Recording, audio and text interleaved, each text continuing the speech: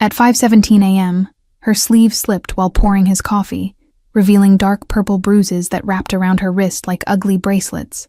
She quickly adjusted the fabric, eyes darting to see if he noticed, a practiced move that told him this wasn't the first time she'd hidden her pain.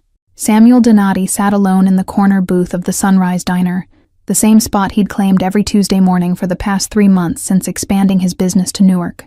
The waitress, her name tag read Alice, had caught his attention not by beauty, but by the careful way she moved, like someone anticipating pain.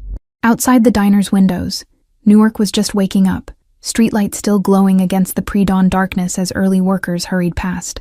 Samuel watched Alice's reflection in the glass, noting how she flinched when the cook called her name too sharply, how her smile never quite reached her eyes. "More coffee, sir?" she asked, her voice soft as she approached his table again, pot held in hands that trembled slightly. He noticed the makeup poorly concealing a yellowing bruise near her temple, the way she held herself as though her ribs ached. At 6:02 a.m., the bell above the door jingled as a man in a security guard uniform entered, his eyes immediately finding Alice with a possessiveness that made Samuel's jaw tighten. The change in her was instant, spine stiffening, shoulders hunching, eyes down, a prey animal sensing a predator. "That's my girlfriend," the man announced unnecessarily to the nearly empty diner, walking over to wrap an arm around Alice's waist in a grip that looked painfully tight. "Getting off at 6:30, babe. I'll be waiting outside," he said, his friendly tone carrying an undercurrent that raised the hairs on Samuel's neck. After the man left, Alice moved between tables like a ghost, her earlier friendly demeanor replaced by mechanical efficiency. When she brought his check, Samuel left a $100 bill and his business card with a note. "If you ever need help, anytime." He watched her pick up the card with trembling fingers, confusion crossing her face before she quickly pocketed it, glancing around as if afraid of being seen. Samuel walked out into the growing dawn, phone already at his ear as he called his most trusted lieutenant. By 7:15 a.m., Samuel knew the security guard's name was Bradley Walsh, 26, with 2 prior domestic violence complaints dropped by previous girlfriends. He sat in his car across from the diner, watching as Alice emerged with Bradley's arm wrapped possessively around her shoulders. "Follow them," Samuel instructed his driver, settling back against the leather seat as they maintained a discreet distance behind Bradley's beat-up sedan. Something cold and familiar settled in his chest, a protective rage he hadn't felt since his sister's funeral 15 years ago. 3 blocks away, Bradley's car pulled up to a rundown apartment complex, where he half-dragged Alice inside a ground-floor unit. Through the partially open blinds, Samuel could see them arguing, Bradley's finger jabbing accusingly at her face as she backed away. By 7:43 a.m., Samuel had seen enough, directing his driver to return to his downtown high-rise, mind already calculating the precise steps needed to extract Alice from her cage. Unlike most of his business decisions, this wasn't about profit or territory. This was personal. Find everything about Bradley Walsh. Work schedule, bank accounts, criminal history, everything, Samuel instructed his team later that morning, leaning back in his leather chair as the skyline of Newark spread before him. "And I want surveillance on that apartment 24/7, starting now." At his mahogany desk, Samuel opened his laptop to research nearby women's shelters and legal resources for domestic violence victims. If Alice sought help on her own, he wanted to ensure a path was cleared. If not, he would create one for her. "Boss, why this girl?" asked his lieutenant, concern evident in his voice as he stood in the doorway of Samuel's office. "She's not connected to any of our business interests, and getting involved in domestic situations can get messy fast." Samuel remained silent for a moment, eyes distant as painful memories surfaced of finding his sister too late, after years of ignoring the signs. "Because 15 years ago, I failed someone I loved," he finally answered, voice hardening with resolve. "I won't make that mistake again." By nightfall, Samuel had positioned 2 of his most trusted men near Alice's apartment, with strict instructions to observe only, unless she was in immediate danger. He sat in his own car a block away, watching Bradley's shadow pace behind the blinds, a predator in a cage. Through binoculars, Samuel could see Alice moving cautiously around the apartment, keeping furniture between herself and Bradley as she prepared dinner. Even at this distance, her fear was palpable in the hunched set of her shoulders, the way she startled at his sudden movements. At 9:17 p.m., Bradley left the apartment, stumbling slightly as he headed toward a nearby bar. Samuel's men confirmed he'd been drinking heavily, his anger visibly building throughout the evening as he'd shouted at Alice repeatedly, though no physical violence had occurred yet. With Bradley gone, Samuel approached the apartment, his knock gentle but insistent. When Alice opened the door, chain still in place, her eyes widened in recognition, darting nervously over his shoulder, as if expecting to find Bradley returning. "I'm not here to hurt you," Samuel said softly, keeping his hands visible and his posture non-threatening. "I just wanted to make sure you're all right, and to let you know my offer of help is genuine, whenever you're ready." Alice's fingers trembled on the door chain, indecision and fear warring in her eyes. "He'll be back soon," she whispered, her voice barely audible. "If he sees you here, he'll think I'm—" She trailed off, unable to finish the thought. "I understand," Samuel replied, sliding a burner phone through the narrow opening. "My number is programmed in. One button, that's all you need to press day or night. My people are nearby and will reach you within minutes." The revelation that she was being watched sent a flash of panic across Alice's face, quickly followed by something that looked almost like hope. "Why would someone like you care what happens to me?" she asked, clutching the phone like a lifeline. "Because I've seen this story before, and I couldn't change the ending then," Samuel answered honestly, the rare admission feeling like gravel in his throat. "But I can now, if you'll let me." As he walked away, Samuel heard the soft click of multiple locks engaging behind him, knowing she would hide the phone somewhere Bradley wouldn't find it. Whether she would ever use it remained to be seen, but he had opened a door for her. For the next 3 days, Samuel's surveillance team reported Bradley's increasing volatility. He'd lost his job for showing up drunk, had maxed out Alice's credit card on gambling, and the shouting from their apartment had neighbors threatening to call police. On the 4th night, at 2:37 a.m., Samuel's phone rang with an alert from his team. Alice had finally left for work, and Bradley had followed, clearly intoxicated and growing more aggressive with each block. Samuel immediately directed his driver toward the diner. As Samuel's car turned the corner, he spotted them in the dimly lit parking lot behind the Sunrise Diner. Bradley had Alice pinned against the brick wall, one hand gripping her throat while the other pulled back in a fist. Samuel was moving before the car fully stopped. "Take your hands off her," Samuel ordered, his voice deadly quiet as he stepped into the pool of yellow security light. Bradley spun around, momentarily shocked by the interruption before his alcohol-fueled bravado returned. "Mind your own business, rich boy," Bradley slurred, keeping one hand on Alice's shoulder to prevent her escape. "This is between me and my girlfriend, so why don't you get back in your fancy car and drive away?" Samuel didn't flinch as Bradley approached him, attempting intimidation with his slightly taller frame. "Alice became my business the moment you put your hands on her," he replied, glancing past Bradley to where Alice stood frozen, blood trickling from her split lip. With speed that belied his refined appearance, Samuel sidestepped Bradley's clumsy punch, using the man's momentum to slam him face first into the brick wall. "I don't typically handle problems personally anymore," Samuel murmured near Bradley's ear as he held him immobile. "But I made an exception for you."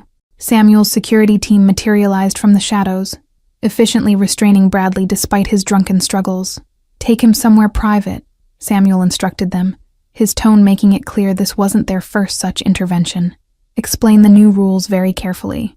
Alice stood trembling against the wall, wide eyes fixed on Samuel as she struggled to process what was happening. "Who are you really?" she asked, voice barely audible as Samuel's men disappeared with a cursing Bradley. "Someone who recognizes the look in your eyes," Samuel answered gently, maintaining a respectful distance as he offered her his handkerchief for her bleeding lip. "My car is waiting to take you somewhere safe, if you'll allow it." Alice hesitated, years of fear and distrust warring with desperate hope for escape. "He'll come after me," she whispered, glancing nervously in the direction they'd taken Bradley. "He always finds me." "Not anymore," Samuel promised, the certainty in his voice finally breaking through her hesitation. "Bradley Walsh won't come near you again unless you want him to." "That's not a threat. It's a guarantee of your freedom." Dawn was breaking as Samuel's car pulled up to a modern apartment building in an upscale neighborhood across town. "This belongs to one of my businesses," he explained as they rode the elevator to the 12th floor. "You can stay as long as you need. No strings attached." The apartment was spacious and impersonal, clearly a corporate property rather than someone's home. "My assistant stocked the basics," Samuel said, showing Alice the kitchen and bathroom. "A doctor will come check your injuries, but only with your permission." Alice moved cautiously through the space, trailing her fingers over expensive furniture as if afraid to fully touch anything. "Why would you do all this for a waitress you barely know?" she asked, turning to face him with wary confusion. "Because 15 years ago, I watched my sister endure what you've been enduring," Samuel answered, the painful admission tasting like ash in his mouth. "By the time I convinced her to leave, it was too late. Her boyfriend couldn't handle losing control. She paid the price for my hesitation." Understanding dawned in Alice's eyes, followed by the first genuine softening of her expression he'd seen. "I'm sorry about your sister," she said simply, holding his gaze without flinching for the first time. "Rest now," Samuel replied, moving toward the door to give her space. "There's security in the building and my number is on the counter. Whatever you decide to do next, I'll help make it happen, whether that's pressing charges, relocating, or simply starting over." 2 days passed with Alice barely leaving the apartment, jumping at every unexpected sound and checking the locks compulsively. Samuel had respected her space, only sending text messages to ensure she had everything she needed, while his security team maintained a discreet presence. On the third morning, Alice received notification that Bradley had emptied their joint bank account and reported her car stolen, though it was legally registered in her name. The calculated malice of these actions, clearly designed to force her return, cracked something in her fragile composure. "He's trying to make sure I can't survive without him," she told Samuel when he arrived after her panicked call, her voice hollow as she showed him the bank statement. "This was my savings from double shifts for 3 years. Everything I had." Samuel made a single phone call, arranging for a lawyer specializing in domestic abuse cases to meet with them that afternoon. "Financial control is another form of abuse," he explained gently, watching as Alice paced the living room. "But it's also the easiest to counter with the right resources." By evening, Alice had temporary restraining orders filed against Bradley, a new bank account at Samuel's private bank, and the first installment of a personal safety grant from one of Samuel's foundations. The grant, typically awarded to domestic violence survivors, would allow her financial independence without feeling indebted to Samuel personally.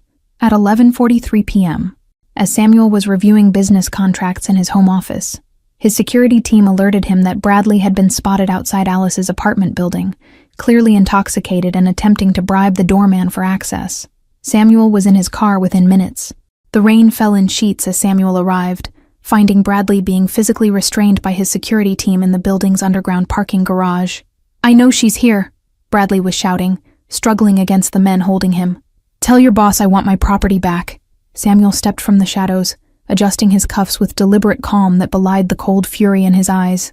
"She was never your property, Mr. Walsh," he stated, voice carrying easily despite its quiet tone. "That misconception is the root of your current troubles."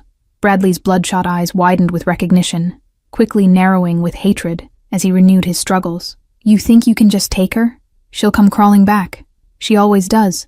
She's nothing without me, and she knows it." "That's where you're fundamentally incorrect," Samuel replied, nodding to his men who tightened their grip as Bradley lunged forward. "Alice is discovering her worth now that you're not diminishing it daily. She's already more than you could comprehend." Samuel pulled out his phone, playing the audio recording his team had captured of Bradley's threats in the parking lot and his admission of prior abuse. "The restraining order Alice filed this morning means your presence here is a criminal violation. The police have been called." As if on cue, police sirens wailed in the distance, growing closer with each second. "Your previous victims dropped charges because you terrorized them," Samuel said, stepping closer to Bradley's restrained form. "Alice won't be intimidated because she isn't alone anymore." 2 police cruisers pulled into the garage, officers emerging with hands on their weapons until they assessed the controlled situation. Samuel's lawyer appeared as if from nowhere, presenting the restraining order documentation as Bradley was handcuffed, still spewing threats. He violated a restraining order, attempted to break into a private residence, and made death threats that were recorded, the lawyer informed the officers smoothly, handing over an audio file. "My client wishes to press charges to the fullest extent of the law." Samuel watched impassively as Bradley was placed in the back of a police car, the man's rage dissolving into pathetic begging when he realized the seriousness of his situation. Only after the police had departed did Samuel allow himself to exhale, the tension in his shoulders easing slightly. Alice waited in her apartment, hands clasped so tightly her knuckles were white, as Samuel explained what had happened. "He's in custody, but he'll likely make bail by morning," he told her honestly, watching her absorb this reality with newfound strength rather than panic. "I want to testify against him," she said finally, surprising Samuel with her resolve. "Not just for me, but for the others who were too afraid. Someone should have stopped him years ago before—" She trailed off, unconsciously touching a faded scar near her collarbone. Over the next week, Alice began reclaiming pieces of herself that had been systematically dismantled during her 2 years with Bradley. She cut her hair, enrolled in an online course to finish her interrupted business degree, and began attending a support group for abuse survivors. Samuel kept his distance but remained available, understanding her need to establish independence without replacing one controller with another. Their interactions shifted gradually from protector and protected to something approaching friendship, built on mutual respect rather than obligation. On a crisp autumn morning, Alice invited Samuel to meet her at a small cafe near the waterfront, away from both the diner's painful memories and the apartment's safe isolation. She was waiting outside when he arrived, shoulders straight and eyes clear in a way he'd never seen before. "I've been offered a job at the women's shelter," she announced, as they settled at a corner table, pride evident in her voice. "They need someone to coordinate resources for residents, housing, legal support, job placement. The director said my experience makes me uniquely qualified." Samuel smiled genuinely, recognizing this milestone for what it was, Alice turning her trauma into purpose. "They couldn't find anyone better," he replied, meaning every word. "Those women will trust you because you truly understand their journey." As they shared breakfast, Alice revealed more about her past, how she'd come to Newark with dreams of finishing college, how Bradley's charm had morphed into control so gradually she hadn't recognized the danger until she was isolated from friends and family. Samuel listened without judgment, offering only support. "What about you?" Alice asked finally, studying him with new confidence in her gaze. "Everyone knows Samuel Donati, the businessman, but few seem to know the man. Do you ever let anyone see behind that carefully constructed facade?"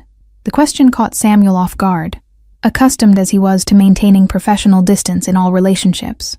"Not often," he admitted after a thoughtful pause.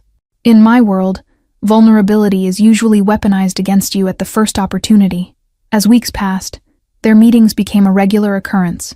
Coffee on Wednesdays, occasional dinners where they discussed everything from books to business strategies. Alice flourished at the women's shelter, her natural empathy complemented by the organizational skills she developed during her business courses. Samuel found himself sharing stories he'd never told anyone, about growing up in a family where power was the only currency that mattered, about his sister's vibrant spirit before an abusive relationship dimmed it forever. With Alice, the carefully maintained walls he'd built around himself began to show hairline cracks. By December, Alice had saved enough to rent her own small apartment, insisting on independence despite Samuel's offers of continued support. "I need to stand on my own," she explained as he helped her move in, her few possessions dwarfed by the empty space. "But that doesn't mean I want to stand alone." The statement hung between them, loaded with unspoken meaning that neither was quite ready to address. Samuel merely nodded, understanding that true healing couldn't be rushed, and that whatever was developing between them deserved the foundation of complete recovery. Alice's court date against Bradley approached, bringing renewed tension as she prepared to face him again. "I'm not afraid of him anymore," she told Samuel during a late-night phone call, her voice steady despite the audible strain. "I'm afraid of the person I was with him, so diminished, so lost." The morning of the hearing dawned cold and clear, Alice dressed in a professional navy suit that reflected her transformation from victim to advocate. Samuel waited respectfully in the courthouse hallway, present for support, but careful not to overshadow her moment of reclaiming power. Bradley arrived flanked by an expensive defense attorney, his appearance polished in stark contrast to his previous dishevelment, clearly attempting to present himself as a respectable citizen wrongfully accused. His eyes burned with hatred when they locked on Alice, quickly masked when he noticed observers. "He has a new lawyer," Samuel murmured to his own attorney, recognizing the defender as someone typically retained by a local corrupt politician. "Bradley doesn't have that kind of money. Someone's backing him." Inside the courtroom, Bradley's strategy became clear, as his lawyer portrayed Alice as mentally unstable, claiming she'd fabricated abuse allegations after becoming obsessed with wealthy businessman Samuel Donati. The character assassination was delivered with practiced precision, designed to create reasonable doubt. "Ms. Reynolds has a history of making these exact accusations," Bradley's attorney claimed, producing statements from previous girlfriends recanting their domestic violence claims. She saw an opportunity to attach herself to Mr. Donati's fortune and reputation, manipulating his well-known charitable sympathies. Samuel watched Alice's hands tremble slightly before she clasped them tightly in her lap, her expression remaining composed despite the vicious attack on her character and integrity. Her quiet dignity in the face of such calculated cruelty only deepened his respect for her. When Alice finally took the stand, she spoke with clear-eyed conviction, presenting medical records documenting injuries over months, bank statements showing financial control, and text messages revealing Bradley's psychological manipulation. Her voice never wavered, even when describing the worst abuses. "The defense would have you believe I manufactured evidence to attract a wealthy man's attention," Alice concluded, looking directly at the judge rather than at Bradley. "But these hospital visits predated any interaction with Mr. Donati by over a year. The pattern was established long before he entered the picture." During cross-examination, Bradley's lawyer attempted to provoke emotional reactions, implying Alice had been involved with Samuel while still living with Bradley. "Is it not true that you saw an escape route in Mr. Donati and fabricated or exaggerated claims to gain his sympathy and financial support?" "No," Alice replied simply, refusing to be baited into defensive explanations. "Mr. Donati offered help because he recognized abuse that others chose to ignore. My only regret is not finding the courage to leave sooner." At lunch recess, Samuel received an urgent call from his security team. Bradley had connections to City Councilman Philip Hargrove, who was currently under federal investigation for corruption. Records showed Bradley had worked security for Hargrove's campaigns and possessed potentially damaging information about ballot tampering.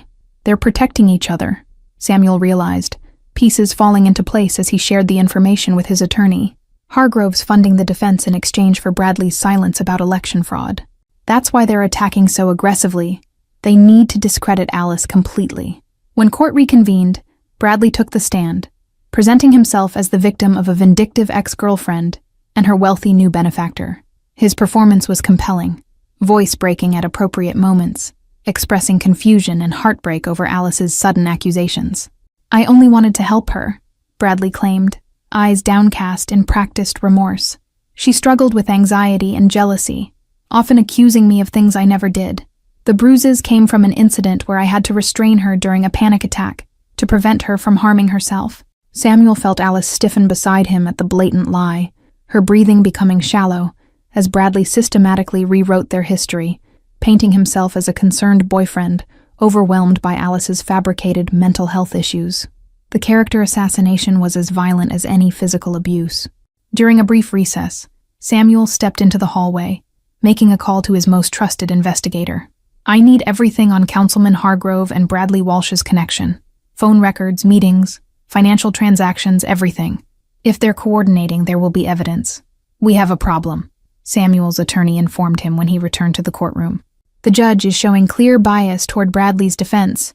He's golfing buddies with Hargrove, according to court staff gossip. This whole proceeding could be compromised." Samuel watched Alice closely, seeing the growing realization in her eyes that the system might fail her despite her courage in coming forward. The injustice kindled something dangerous in him, a willingness to step further into shadows he'd tried to leave behind when legitimizing his business interests. At 4:52 p.m., as Bradley's testimony continued with increasingly elaborate lies about Alice's instability, Samuel received a text from his investigator that changed everything. Found recordings. BW blackmailing PH over ballot tampering.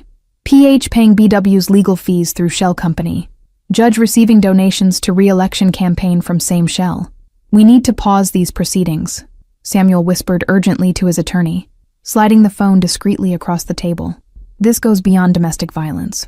We're looking at election fraud, blackmail, and judicial corruption. The FBI needs to be involved." Within hours, Samuel had arranged a confidential meeting with a federal prosecutor who had been investigating Hargrove for months. "My sources can provide evidence of corruption that extends to your current case, but I need guarantees regarding Alice Reynolds' protection and immunity." Dawn was breaking when Samuel finally returned to his penthouse, exhausted but satisfied with the night's developments. The prosecutor had jumped at the evidence, particularly the recordings revealing Bradley's role in an election fraud scheme that had helped secure Hargrove's narrow victory. By morning, federal agents were executing simultaneous search warrants on Bradley's apartment, Hargrove's office, and the judge's chambers. The domestic violence case was temporarily suspended pending investigation of judicial misconduct, but Alice's restraining order remained firmly in place. "You've stirred a hornet's nest," Alice observed when Samuel explained what had happened, concern evident in her voice. "These are powerful people who won't hesitate to retaliate if they discover your involvement in exposing them." "I've faced worse," Samuel replied with a slight shrug, though they both recognized the calculated understatement. The difference is that Bradley and Hargrove built their power on threats and intimidation. Real power comes from having nothing left to lose. For 2 weeks, the local news buzzed with developments in the corruption scandal, each day bringing new revelations about Hargrove's criminal network. Bradley's role shifted from domestic abuser to key witness, as federal prosecutors offered him a deal to testify against the councilmen. "He'll take it," Alice predicted when the plea deal made headlines, her understanding of Bradley's character proving accurate. "He's always protected himself first. The moment self-preservation conflicts with loyalty, he'll save his own skin." As predicted, Bradley cooperated fully with federal authorities, providing detailed testimony about Hargrove's election fraud in exchange for reduced charges. The domestic violence case, however, would proceed separately. The FBI had insisted on this condition after reviewing Alice's evidence. With the original judge recused due to the corruption investigation, Alice's case was reassigned to a respected female judge with a strong record on domestic violence cases. The playing field had been leveled, giving Alice her first genuine chance at justice through proper legal channels. Samuel maintained a respectful distance throughout this process, ensuring Alice had resources and support while being careful not to overshadow her agency in her own story. "This is your victory," he reminded her the evening before the rescheduled hearing. "Not mine." At 9:00 a.m., on a crisp January morning, Alice walked confidently into the courtroom for the rescheduled hearing, no longer the frightened waitress hiding bruises beneath long sleeves. Bradley sat at the defense table, deflated and diminished without his powerful backers. The proceedings moved swiftly under Judge Rivera's no-nonsense approach, with Bradley's previous testimony thoroughly discredited by evidence uncovered during the federal investigation. His own phone contained videos he'd taken of Alice after abusing her, trophies of his violence that now sealed his conviction. "The defendant is remanded to custody pending sentencing," Judge Rivera announced after the guilty verdict, her gaze stern as she addressed Bradley directly. "This court takes domestic violence with the seriousness it deserves, regardless of attempts to manipulate the judicial process." As they left the courthouse, reporters surrounded Alice, microphones thrust forward as cameras flashed. "I'm just one of countless women who've faced both abuse and a system that often fails to protect them," she stated calmly, her composed dignity making headlines across the state. "What's next for you?" a reporter called out as Alice was turning to leave. She paused, considering the question with genuine thought rather than a prepared answer. "Helping others find the support I eventually found," she replied, eyes briefly meeting Samuel's in the crowd. In the following weeks, Alice's case became a catalyst for reform, with the state attorney general launching a review of dismissed domestic violence cases linked to Hargrove's network of influence. 3 former victims came forward after seeing Alice's testimony, their cases reopened with new vigor. By spring, Alice had been promoted to assistant director at the women's shelter, implementing innovative programs that combined immediate safety with long-term independence through education and career development. Her first-hand experience informed practical solutions that traditional approaches often overlooked. Samuel supported these initiatives through his foundation, providing funding without conditions and connecting Alice with business leaders willing to create employment pathways for domestic violence survivors. Their professional collaboration strengthened their personal connection, built on mutual respect rather than power dynamics. On a warm evening in May, Samuel invited Alice to dinner at a small Italian restaurant overlooking the river. "I have a business proposition," he explained as they settled at a secluded corner table. "A vacant commercial property on Monroe Street that would be perfect for your proposed transitional housing project." Alice studied him with the clear-eyed assessment that had become her hallmark. "Is this a business proposition or a personal one?" she asked directly, the question hanging between them with all its unspoken implications. "Both," Samuel admitted after a moment, honesty replacing his usual careful diplomacy. "The property makes perfect business sense for your project, but I'd be lying if I claimed my interest was purely professional at this point." Alice smiled, a genuine expression that reached her eyes in a way it hadn't when they'd first met at the diner. "I've been waiting for you to acknowledge that," she said simply. "I needed time to find myself before considering finding someone else." "And have you?" Samuel asked, the powerful businessman momentarily vulnerable as he waited for her answer. Found yourself, I mean. Alice reached across the table, her fingers lightly touching his, in a gesture more meaningful than any passionate embrace. I have, she confirmed, strength and certainty in her voice, enough to know what I want and what I don't, without fear clouding my judgment. Their relationship evolved naturally over the summer months, neither rushing toward definitions nor avoiding the growing connection between them. Samuel revealed more of himself, both the legitimate businessman and the shadows of his past, while Alice shared her dreams for the future she was building from the ashes of trauma. On a stormy September night, exactly 1 year after Alice had first used the burner phone to call for help, Samuel's security team reported an alarming development. Bradley had been released on parole after serving minimal time, his sentence reduced through technicalities and overcrowding concerns. He's been asking questions about you, Samuel informed Alice over an urgent late-night call. My sources say he's fixated on the idea that you're the reason his arrangement with Hargrove fell apart. He blames you for everything he's lost. Within hours, Samuel had increased security at Alice's apartment and the women's shelter where she worked, installing additional cameras and assigning plainclothes guards to monitor both locations. The protective measures were discreet but comprehensive, a shield against Bradley's unpredictable rage. 3 days passed without incident, the waiting creating a tension that thrummed beneath the surface of their everyday activities. Alice refused to hide or alter her routine, a decision Samuel respected despite his concerns. I won't let him make me a prisoner again, she explained simply. At 7:13 p.m. on a Friday evening, Alice was working late at the shelter when security cameras captured Bradley entering the building through a side door that a maintenance worker had left propped open. Samuel received the alert on his phone during a business dinner, immediately abandoning the meeting mid-sentence. Bradley moved through the shelter's hallways with disturbing familiarity, having clearly studied the layout beforehand. He carried no visible weapon, but his movements held the focused intensity of someone with violent intent, his expression flat and empty, in a way more frightening than rage. In her office, Alice was reviewing funding applications when the power suddenly cut out, emergency lights casting eerie shadows across the room. Years of hypervigilance from living with abuse had honed instincts that now screamed danger. She immediately pressed the silent alarm button installed beneath her desk. The shelter's security protocol activated instantly, automatically locking doors to separate sections of the building to protect residents. Alice remained calm, retrieving the self-defense spray from her desk drawer as she heard footsteps in the darkened hallway outside her office. Did you think I wouldn't find you? Bradley's voice drifted through the door, the false pleasantness more chilling than shouting would have been. Your boyfriend's money can't protect you from what you've done to me. You took everything, Alice. Now I'm returning the favor. Alice stood behind her desk, phone in hand as she maintained an open line to emergency services, documenting Bradley's threats. You lost everything because of your own actions, she responded, voice steady despite her racing heart. Just like you taught me there are consequences for disobedience, now you're facing consequences for your crimes. The door handle rattled as Bradley attempted to force entry, finding it locked against him.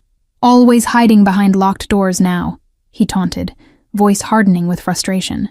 The Alice I knew was too weak to stand alone. Without your rich protector, what are you really?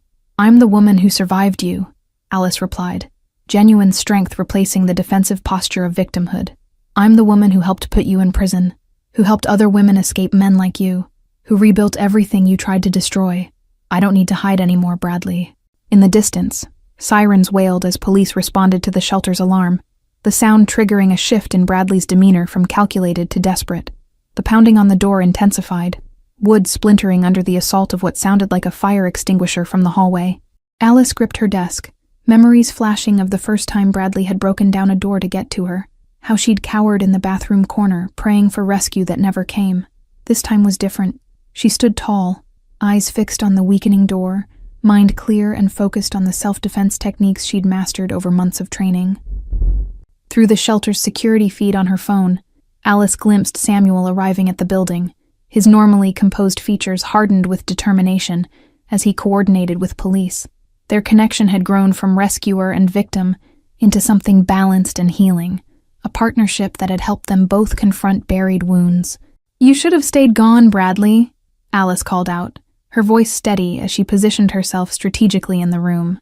Every minute you spend trying to control me again is another year in prison. The police have everything recorded, and this time there's no corrupt councilman to save you. As the door began to give way, Samuel arrived at the shelter's rear entrance, having broken every speed limit to reach Alice. Security cameras showed him what the police couldn't yet see.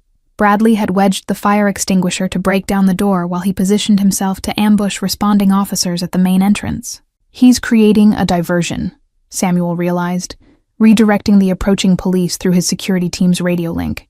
He wants them focused on the front while he escapes through the service exit with Alice. The calculated nature of the plan confirmed this was no impulsive revenge attack, but a carefully orchestrated abduction attempt. Just as Bradley finally broke through Alice's office door, the emergency sprinkler system activated, triggered by Samuel's override of the building's security protocols. The sudden deluge disoriented Bradley long enough for Alice to deploy her defense spray, temporarily blinding him as she moved past toward the exit. Bradley recovered quickly, lunging blindly and catching Alice's arm in a painfully familiar grip that instantly transported her back to years of abuse. For a critical moment, old conditioning threatened to paralyze her with remembered terror. Then something shifted, a final piece of healing clicking into place. With precise movements from her self-defense training, Alice broke Bradley's grip and created distance, no longer the helpless victim he expected to find. "You have no power over me anymore," she stated clearly, backing toward the exit as police officers swarmed the hallway, weapons drawn. As Bradley was handcuffed and led away, the charges now including breaking parole, breaking and entering, attempted kidnapping, and violating a restraining order, Alice stood in the rain-soaked parking lot, watching with clear eyes. Samuel approached cautiously, respecting her space in this moment of final confrontation with her past. "It's really over," Alice said softly as Bradley disappeared into a police car, the statement somewhere between a question and realization. Not just the relationship or the abuse, but the fear. I looked at him and felt nothing. No terror, no anger, not even pity. Just nothing. Later that evening, in the quiet of Samuel's penthouse overlooking the city lights, Alice rested her head against his shoulder, both still processing the day's events. "When I first met you, I couldn't imagine feeling safe again," she murmured, fingers intertwined with his. "Now I understand safety isn't about hiding. It's about having the strength to face what frightens you." "You always had that strength," Samuel replied, pressing a gentle kiss to her forehead. "You just needed time to remember it." In the comfortable silence that followed, both recognized how far they'd come. Alice from a trapped victim to a powerful advocate, Samuel from a lonely protector to a true partner. 2 weeks later, Bradley was sentenced to 15 years without parole, the judge citing his calculated stalking and attempted abduction as evidence of ongoing danger to Alice and potentially other women. The system that had once failed Alice now delivered the justice she deserved, closing the final chapter of her past. At the grand opening of the Transitional Housing Center on Monroe Street, Alice stood confidently at the podium, her voice carrying across the crowd of supporters, donors, and most importantly, women who would benefit from the safe haven she had created from her own painful experience. Thank you all for following this story. If you enjoyed it, please write in the comments where you're watching from, and don't forget to like, subscribe, and share this video, as your support is essential for me to continue creating content here.